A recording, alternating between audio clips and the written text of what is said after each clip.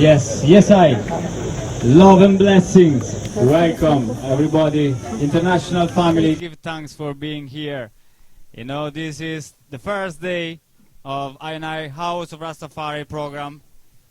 Please, Ras Flako, take a seat. Ras Ibi. Yes, this is Nyah Binghi ISIS. What Rastafari called Nyah Binghi ISIS.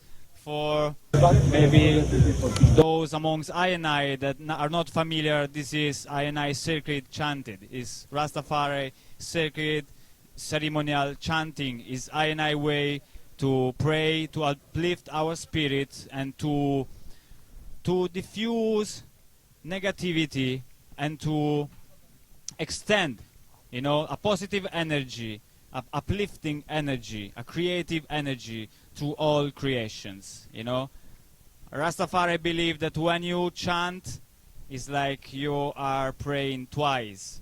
And when you beat the drum, it's like that energy goes down the drum and, you know, goes around the whole creation. So it is really a way for I to communicate. It is a healing way. It has an healing power that we can feel while we sing, while we beat the drum, or while we listen and maybe close your eyes, or maybe we pray with our whole body. So give thanks for sharing this moment with I. And I'm just about to introduce the starting of this program 2018, House of Rastafari. Let me first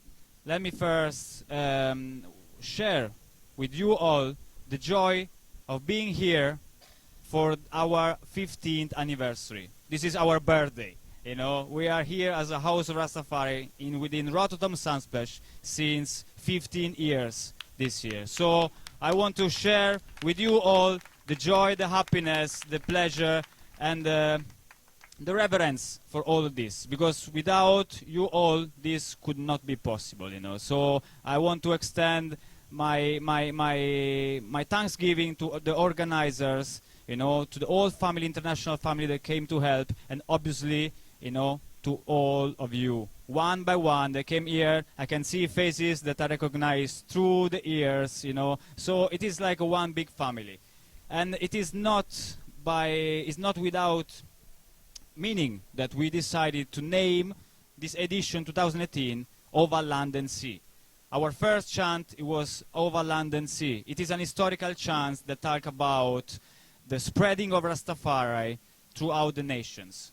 This beautiful way of life that raised up from the shores of Jamaica, from the ghettos, from the hills of Jamaica, now are spread out throughout Europe, Africa, I mean all continents. There is not one continent in this beautiful creation that is lacking the presence of Rastafari. So we're saying this with a sense of thanksgiving, with a sense of joy, not with pride, but with a reverence in our heart. Since 15 years, we are meeting so many people, so many brethren, passing through the House of Rastafari. So we want to livicate and not dedicate, as we say, these 15 years, you know, to the international family. So this is our way to celebrate our anniversary. So give thanks for being here. We have Ras Flako Tafari, that is our guest speaker as every year, and Ras Flako Tafari is, as you might know already, is involved with many different projects in Jamaica and on an international level. Ras Flako Tafari is part of the Executive Council of Word, Sound and Power Collective. That is an organization that provides help, financial help, medical help, and assistance for Rastafari elders in need. So Rastafari elders suffering throughout creation, through the help of Word, Sound and Power Collective, can get a little help, a little strength when it comes to medical assistance or food, medicine, and things like this. Another project of Ras Flako Tafari is Wise Mind Publication, of which he is the head, is the creator of it, and is a publishing company that as an aim and as objective to share the testimonies of Rastafari elders throughout the generations. So Ras Flako Tafari, to put it in few words, goes around the place and meet prominent elders and get testimonies from them, and then put them in an e-book that you can purchase on wisemindpublication.com, and the money from the e-book go obviously to the elders in need. So Ras Flako Tafari is also representing here the Nyah Binghi Theocracy Order, the international Nyah Binghi family, and is here today talking to us about, yes, the internationalization of Rastafari movement. I have here with me Ras Ibi, residing in Ethiopia since many years, after being living also in Jamaica for another good quantity of years, and part of the Nyah Binghi Rastafari family, and is involved in so many projects, and he will be here talking to I and I in the next days about healing arts, healing techniques, and healing properties of food, plants, and life, the healing capacities of life, of our way of life. So give thanks. I don't want to take no more time from this panel of today. Thanks once again for being here. I am Ras Julio, by the way, and I'm here, with all the family in Thanksgiving. Bless you all. Ras Flako.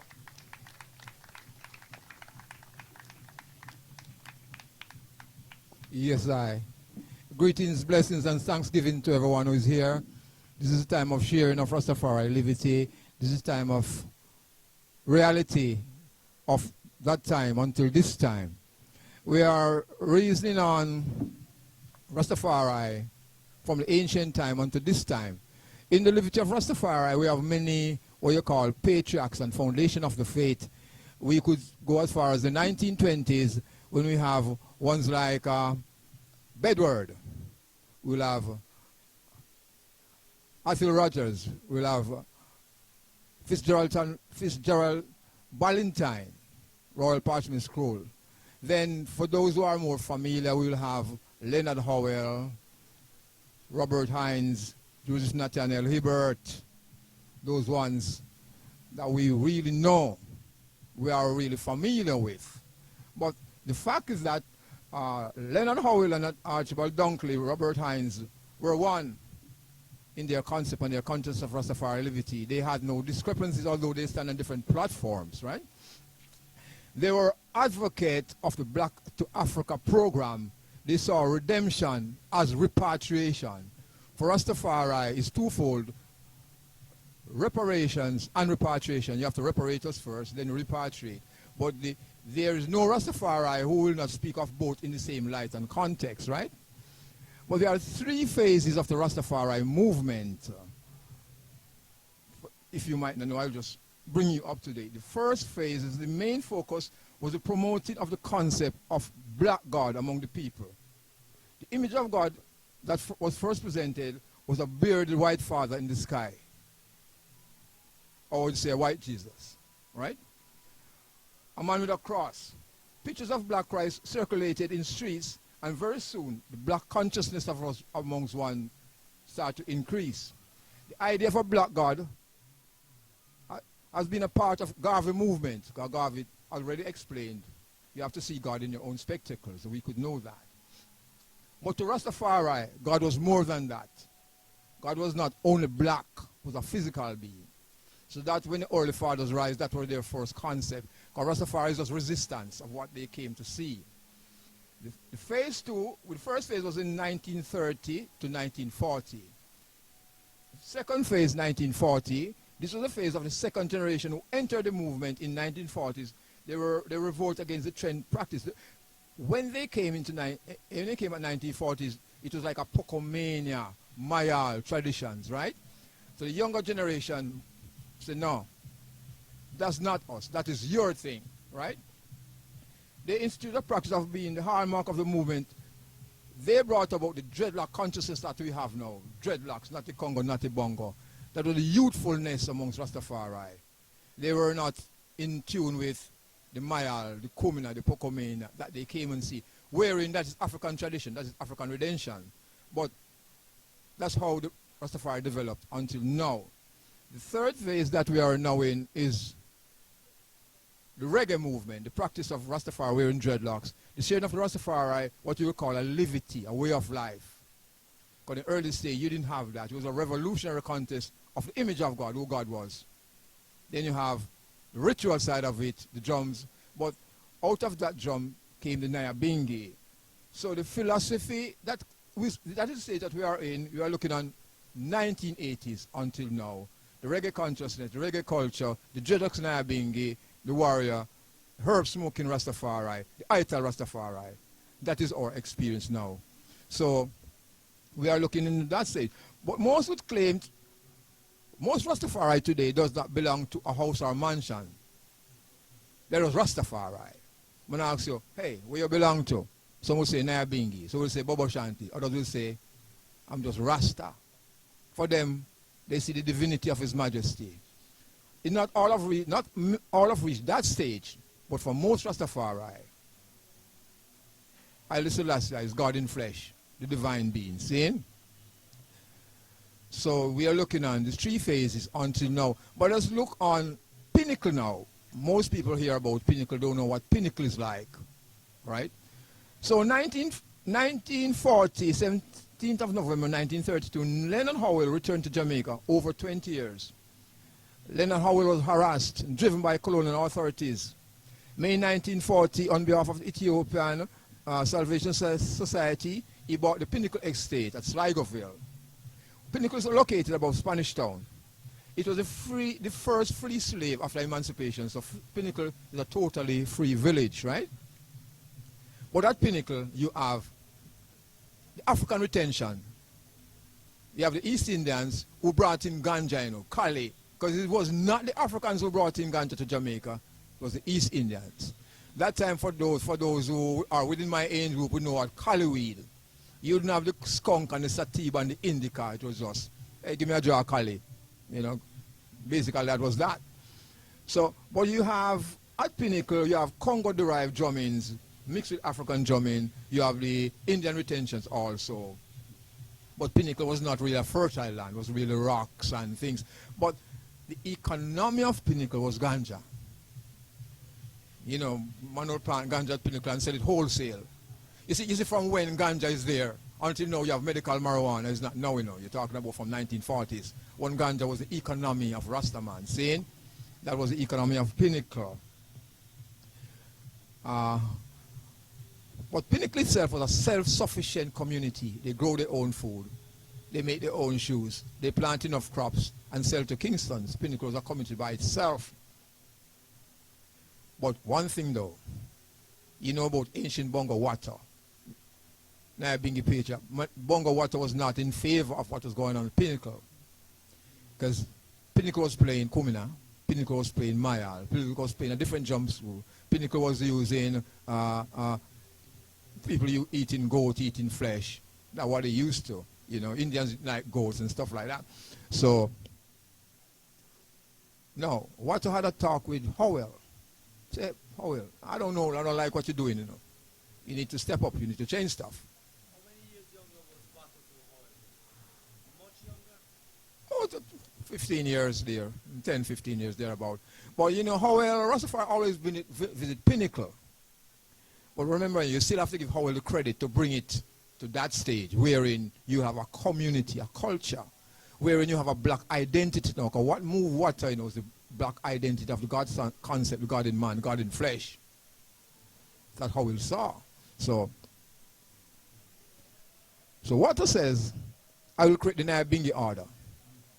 That was in 1947. So Water create what we were just playing, the bass, funde, and repeater. Water. Because Water did not like the Kumina beat. Kumina beat is fast. Kumina beat attracts spirits. When you play Kumina, the ancestors will come. There's no asking. They need no invitation. The drum invite them to your presence. So you have to be a master drummer to take them away or to calm them down. Because if you're weak, you'll be possessed. within a communal settings you have candles, you have flags. For water, Haile Selassie is the only candlestick, the burning candlestick. You need no candlelight. Haile Selassie is the light. So we have to step up the thing now. Even in that chant, they say, I don't need no candlelight. Saying, Refers to the Kumina or to the Kumina, because Haile Selassie is the only candlelight. We need no other candlelight. Because within a Kumina circle, you have candles and you have flags and you have holy water. All those things, and that attract the ancestors. There's nothing wrong with attracting ancestors, you know. But Nyah Binghi said we don't want no spirit, we don't want no dope, we don't want no people coming in the midst, you know. So within the Nyah Binghi drum circle that we were playing, it's natural. It flows naturally, see? But in Jamaica now, people was against pinnacle, especially the law on other people. So what they did, 1941, Gleaner reported at the front page, the people of Sligoville were passing through a period of fear. After a few days, 173 heavily armed policemen, most from Kingston, raided Pinnacle. They arrested 70 male Howellites, but Leonard Howell was able to escape. So although Pinnacle was running, the people said, no, you don't want your Rasta people up there, you know, causing problem, planting his heap of ganja and doing these other things. This is typical. So 1954, Pinnacle was raided once again by police and broken up permanently. From 1954, you have no Pinnacle. So they scattered, right? That's, you even come back to the chant, over land and sea.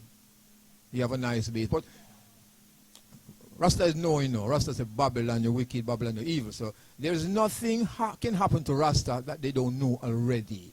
Rasta will not be afraid of anything coming to them because we already know. And we know that trial and tribulation you're going to bear no matter what. So don't be afraid if something happened to you. What you didn't plan for, but in your mentality, you know. See? After Pinnacle, you have Bakawal. Bakawal in Kingston is interpreted as you are behind the wall. You are behind civilization. So Bakawal is like a shanty. You know? Like you have no use, you're living in a slum community. So we look at Bakawal was for most Rastafari, it is an encampment, like a big yard. Are there pictures from Bakawa that people can see how it is looking? Yeah, zinc fences, yard, big fire, people sleeping on hammock. You know, so in Bakawal, you can stay as long as you want. There's always food, there's always herb, there's always a fire going, there's always reasoning. So Bakawal is like an outside university, a holding area. So most ones will walk, you've been to Jamaica, you know how far Mobe is. One will walk from Montego Bay to Kingston just to go to Bakawal. And there was a seat of knowledge and authority. So most of the ancients will go to Bakawal. So around Bakawal you might hear about Akiwalk, Grassyard, Foreshore Road, Shantytown, and Moonlight City. Those are these communities around Bakawal, but they will always go to Bakawal for what? Reasoning, a groundation. So you consider here as Bakawal, the elders will sit and everybody reason and smoke and eat and rest. And with Bakawal, it's ceaseless chanting. There's always ones around the harp chanting, see? But Bakawal was called Egypt, another name for Bakawal. It was a means of sojourning. You come to Bakawal, you sojourn. You're coming from Montego Bay, you go to Bakawal, you sojourn for 2 weeks, you go back to Montego Bay. So it's a holding area for strengthening of the ones then. Just like here, we come to Rototom for strength, for family relationship, you know, for tranquility, for peace of mind. That's the same idea we're bringing across, you know. So Bakawal serves its purpose. But then again, police not like Rasta, you know. So police come again for Bakawal, see? So 12 July 1966, precisely 9 a.m., a regiment of 250 police and over assembled from Denham Town, raided Bakawal. So they came with bayonets, guns, buttons. They came with bulldozers. Imagine. So they just waited until His Majesty gone again? Yeah. Bulldoze Bakawal. And what they built up, Tivoli Gardens. So everything is political.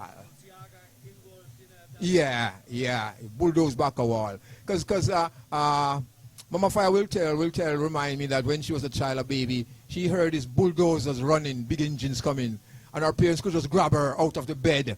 And by the time she looked, the shanty is flat, gone. Everything scraped up like a pile of dirt or rubbish. See? So in 3 days, 3 camps were destroyed. Hundreds of people were left abandoned with only rags on their back. You're homeless, no clothes, no money. You only had what you had on at the time. See? So Rastafari screamed that, hey, send us back to Ethiopia now. You don't want us in Jamaica. We are Jamaican citizens. Anywhere we go, you mash up Pinnacle, now you mash up Bakawal. Well, Ethiopia we want to go. There's nothing wrong with that. But up to now, we're still in Jamaica. They don't want to send us. You know, it's like a migration thing. So, you know, Operation Bulldoze and Burn, that's what was called, you know, was executed with ruthless efficiency, including the malicious, the meticulous advanced plans. Anyone who witnessed the devastation of the settlement, it was an outcry within the community, within the media, because the media will make a spectacle of anything that goes around Rasta. Guys, see. So we look on early days, we look on Pinnacle, we look on Bakawal, when we look on now Rastafari today, the Nyah Binghi order, because that we're looking at things in stages as we can. You know, the Nyah Binghi theocracy, priesthood and levity. So Nyah Binghi is a theocracy order. See? The Nyah Binghi order is the oldest Rastafari order, the oldest mansion within Rastafari. The name of Nyah Binghi is come from Queen Nyah Binghi. We know that. But for the Nyah Binghi, Haile Selassie is divine. That's the difference between Nyah Binghi and other mansions. Although they might see the same, but Nyah Binghi is specific. Divinity of His Majesty. See? 1943, the name Rastafari becomes synonymous with wearing of a beard. Early days, you'll have what you call comb-some, bearded man. Most pictures you can look to. Even His Majesty visit Jamaica, you had Counters didn't have a beard. Alvaranga didn't have a beard. Douglas Mark didn't have a beard. Or Marja Plana was dreadlocks. Guys, seen? So it was a comb-some time. But we have Bongo Water now, who came from St. Thomas and an associate. Bongo Water within the Rastafari organization, formed the Youth Black Faith, which is a revolutionary set of youths too. Because within Rastafari, you know, every generation changes. Every generation view Rastafari different. Every generation have their own outlook. So the Youth Black Faith, look on the Kumina, look on the Maya, look on everything and say, no. We as youths will change things along with water. So they became the Bonagis, anti-revivalists. See? For the Youth Black Faith, Christ is a candlestick. Look on the structure for Nyah Binghi tabernacle. The center post is Haile Selassie, Christ in the second advent. Only one, only in the center. So the Nyah Binghi is around His Majesty, around the throne room, royal throne room, so His Majesty's center. So the Youth Black Faith make a clear definition who they are and who they want to be and their way of life.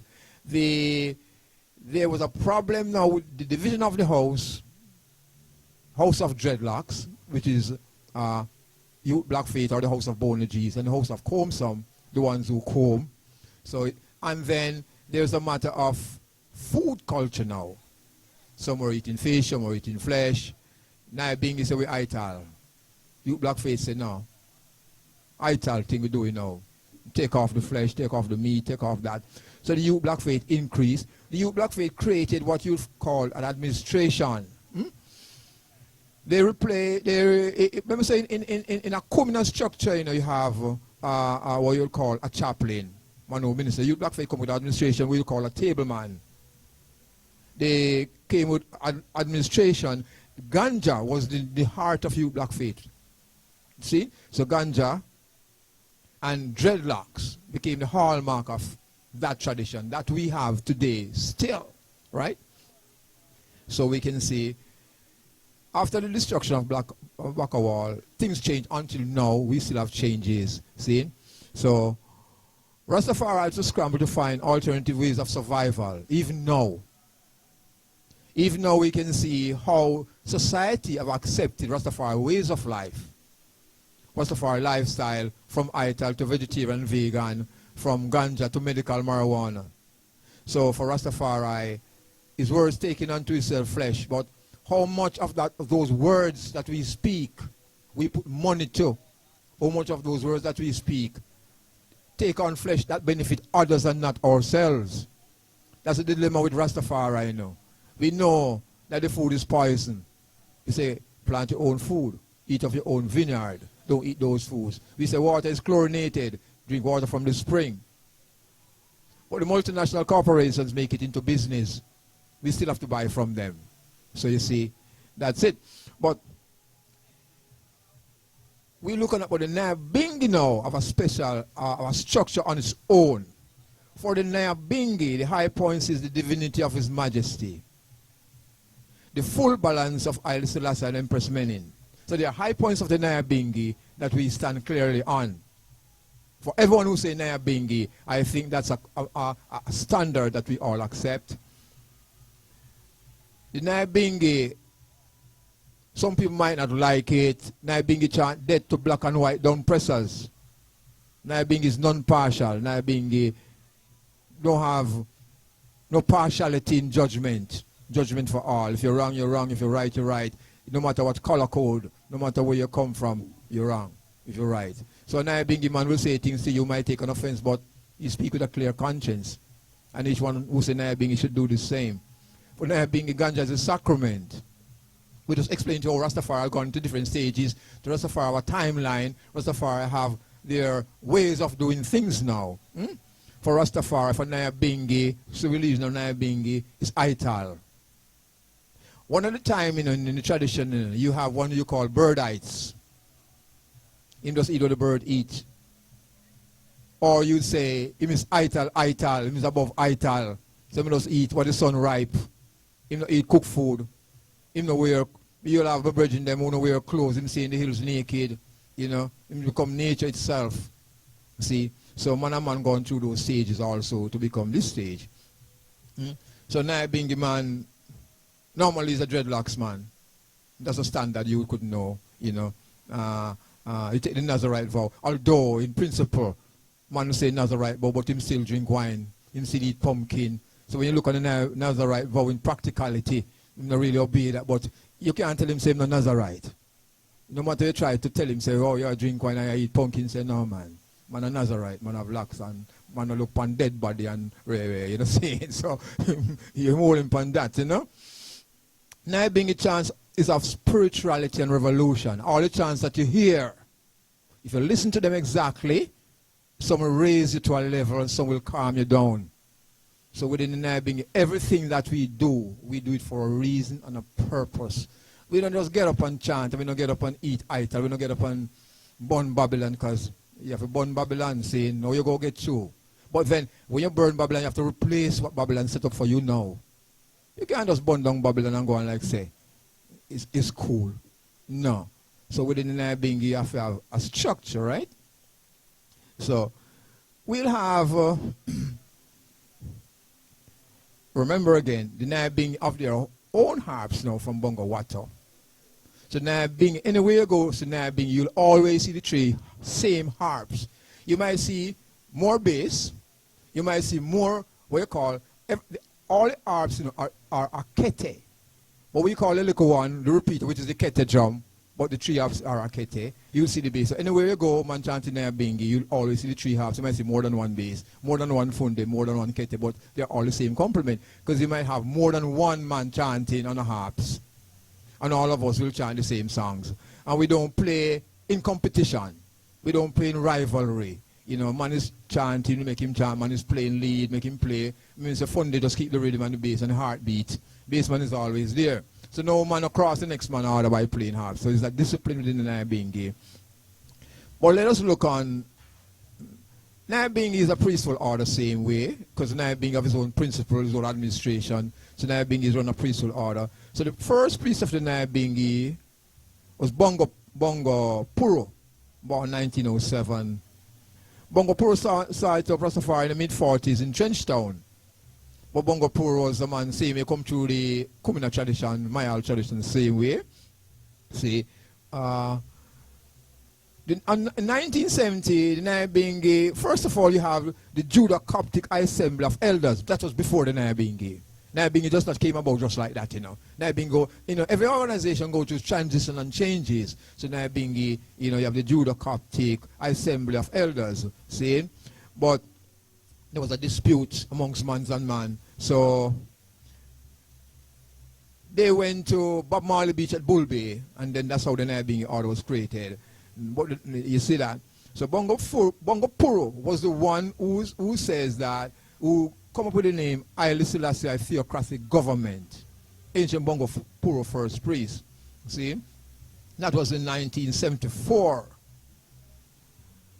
Within the Nyah Binghi, for even every Nyah Binghi that you keep, or every administration that you keep, you should have, the administration should have meetings. She could normally have meeting every first and third Sunday for Nyah Binghi. That's a common practice. So, for the Nyah Binghi,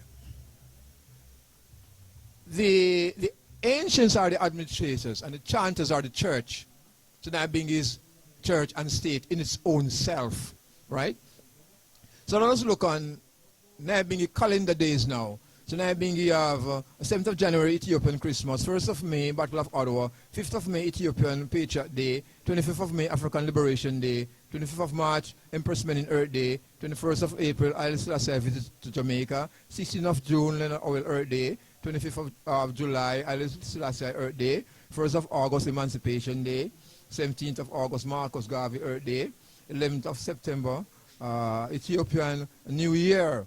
So within Nyah Binghi structure, you have an administration, you have a guidelines, you have the Nyah Binghi guidelines. So within Rastafari administration, you have rules, you have regulations. Rastafari is not a group that have things out of order. Rastafari is an orderly group with calendar dates, how we do things, structured order. So man might see Rastafari going around and say that they are disorganized. It's not so.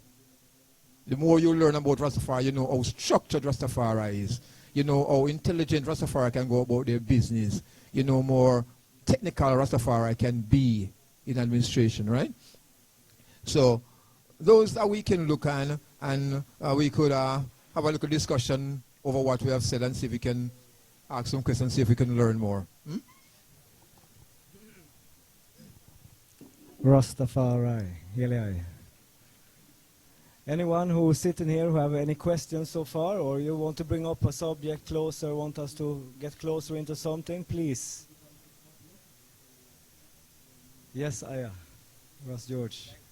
What we can do internationally to really support Rastafari in the way that we get more development within Jamaica and within Africa, especially Ethiopia, that people who are not of Rastafari believe but who want to do something, to give us support. Which way would be the best people? The best way for the people to deal with it. Okay. Like people who have not the connection to Rastafari, people like I and I know, but who would be willing and maybe able to do something. We have to create. I'll give thanks. We'll have to do more networking. Okay. These are modern times. Most man Rastafari say and bond the system and mark of the beast and for the computer and for the using a high-tech phone. Now is not the time to stay in your corner. Now is the time to step up the levels of how you interact with people. One of the good ideas, we could create a Rastafari newsletter. We could integrate house and mansion more closer. We could have more meetings, more visible Rastafari presence then, and more updates and situations that are current, you know. Do more registration of Rastafari houses, do more fundraising, writing more proposals for the needs, identify the needs first. For His Majesty say, do 5-year plan. So in a Rastafari 5-year plan, we could circulate it for both Rastafari and non-Rastafari. Because remember, you know, we have more sympathizers than Rastafari themselves. Come on, might know why we are not lost because of his job. I say, yeah, we meet idol and smoke weed. This Rasta at heart. But I don't want to look like Rasta because of certain things. Maybe later down in his life, he might just take on that appearance. But artically he's living, so we'll have to find a way to reach those people who don't have an outward appearance. So more literature, more interactive. Now we have Skype, we have internet connections, we have WhatsApp. But the greatest thing is to create communication means by newsletter forums, bulletins, see me? And then keep more programs that one can travel then internationally to be physically there on spot. So one could actually bring the message home. Say, okay, these are the needs. You know, then one could be more aware on what to contribute. Because some of the times you don't want to contribute because you don't know where the money is going. There's no trustworthiness. You have no report on how your money is being spent. So now I'm saying, hey, you're not sending no money to Jamaica, I get no report. So you need an administration who will give you up-to-date reports and say, yes, that's how the money is being spent. These are the things that we are doing. And even if you get a chance to come to Jamaica, you can actually see those projects that we plan to do. See? So I give thanks for the question. Yes? Rastafari. Anyone else?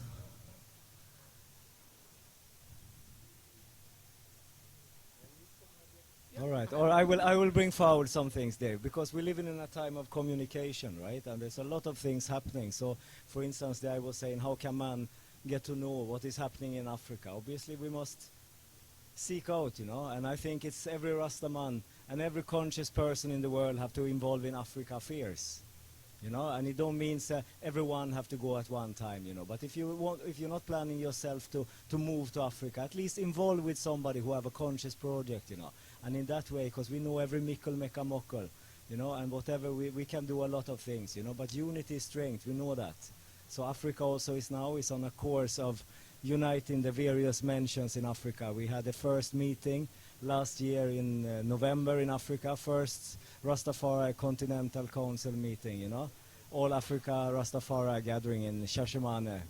And we have a following up meeting in May this year in South Africa. And in November this year, we have the second meeting, all Africa Rastafari gathering in Shashimane.